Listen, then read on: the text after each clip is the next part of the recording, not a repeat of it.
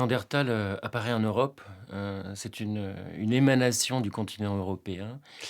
Et donc il va progressivement occuper l'ensemble du continent et à l'occasion de crises climatiques, de refroidissement, de glaciation, on va le voir déborder, quitter l'Europe pour venir dans le nord du Proche-Orient, actuellement la région de Syrie, d'Israël, de Palestine, et occuper également les monts du Zagros, le Caucase, et un petit peu plus en Asie centrale, jusque dans les confins de l'Altaï et le sud de la Sibérie.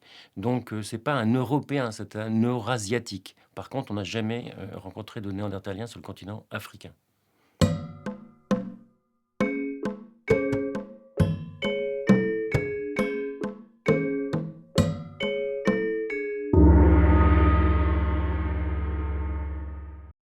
Alors la question des densités de population est connue, euh, commence à être connue à travers la génétique. Et donc on commence à avoir des idées qui sont sérieuses, vraiment sur la question des densités de population.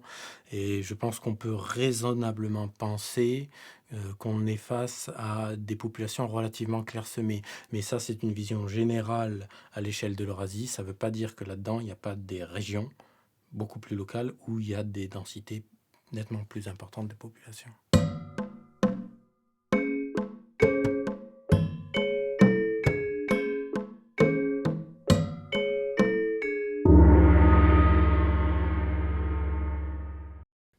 Ah oui, certainement, oui, oui. Il parlait.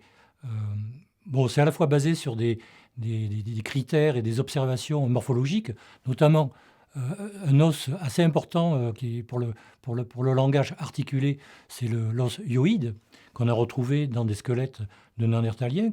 Pas beaucoup, mais on en a trouvé. Et puis il y a des bases culturelles. Culturelles parce qu'il y a transmission de savoir-faire, à la fois pour question sur les techniques pour faire des outils, mais également des techniques de chasse.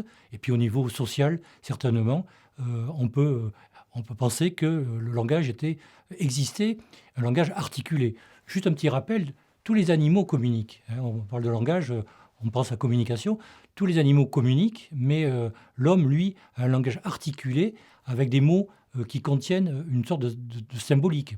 Alors après, il y a des langages gestuels et notamment ce langage articulé.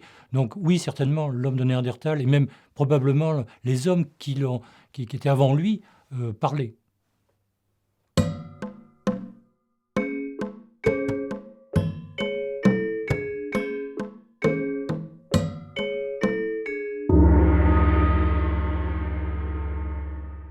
Alors, de par son emprise chronologique dans le temps, des centaines de milliers d'années, et de par son expansion géographique, on sait que l'homme de Néandertal a su conquérir des territoires extrêmement différents, que ce soit des espaces montagneux, des espaces nordiques ou des espaces au contraire extrêmement méridionaux dans lesquels il va avoir vraiment des subsistances très très différentes, hein. En Espagne, on va se retrouver avec des populations côtières qui vont manger des quantités de coquillages, vont chasser du petit gibier. Et puis quand on va remonter dans le nord, on va avoir des chasseurs de bisons. Et puis quand on va aller encore plus au nord, on va avoir des chasseurs de mammouths. Donc l'homme de Néandertal n'est pas du tout lié ni à un climat, ni à ce qui est assujetti au climat, qui est le biotope.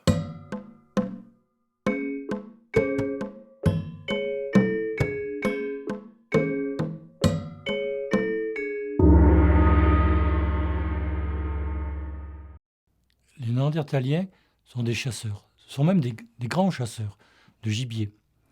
Et je dirais aussi, comme les sociétés traditionnelles actuelles de chasseurs-cueilleurs, ils pratiquaient le nomadisme en relation avec des facteurs saisonniers.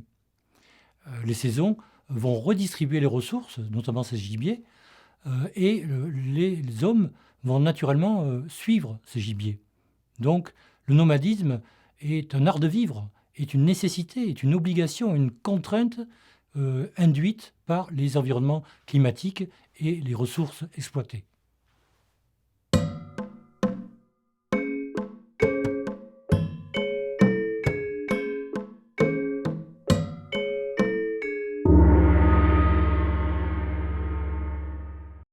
Il est très difficile de discuter la question des croyances des hommes préhistoriques et de l'homme de Néandertal parce que pour pouvoir discuter de ces croyances, il faudrait que nous ayons des textes. Or, nous sommes dans la préhistoire, il n'y a pas de texte, ou des traditions orales. Et ces traditions orales n'ont pas été conservées.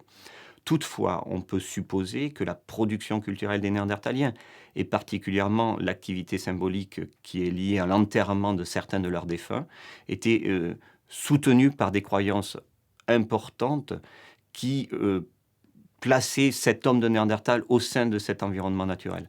Mais malheureusement, ce n'est qu'une hypothèse que nous ne sommes pas réellement capables de discuter sur la base de faits archéologiques.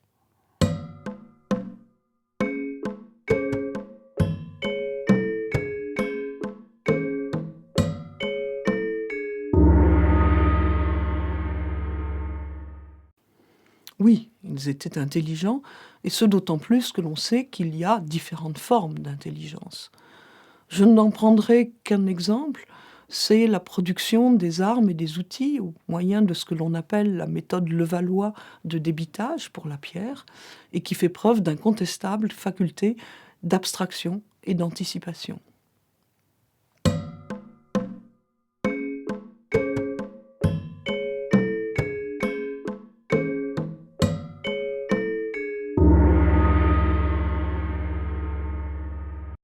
C'est une époque qui a été très étudiée, mais il reste évidemment infiniment de choses dans beaucoup de domaines. Par exemple, l'habitat, on connaît assez mal l'habitat néandertal, faute de bons sites, de sites surtout bien conservés, parce que les centaines de milliers d'années qui nous séparent des gisements ont été assez destructeurs, ont remanié, ont remobilisé les sédiments qui contiennent leurs vestiges. Donc dans le domaine de l'habitat, il y a beaucoup de choses à découvrir. Et puis il y a des points de détail qui nous agacent, mais sur lesquels on bute. Quid de Néandertal et de ses vêtements? Était-il nu ou était-il couvert de peau? En tout cas, il travaillait les peaux, donc on a des amorces de réponses. Et puis, une des questions lancinantes qui est très à la mode, c'est la disparition très brutale des Néandertaliens, qui divise beaucoup la communauté des chercheurs.